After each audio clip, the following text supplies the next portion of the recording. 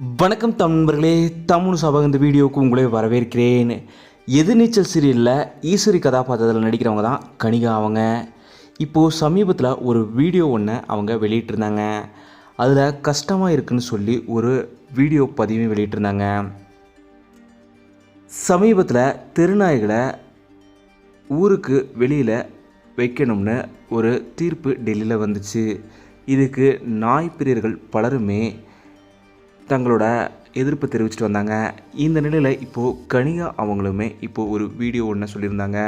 அதில் நானுமே இந்தியன் நாய்களை தான் நான் வளர்த்திட்ருக்கிறேன். இப்படி ஒரு செய்தியை கேட்டு எனக்கு ரொம்பவும் கஷ்டமாக இருக்குது.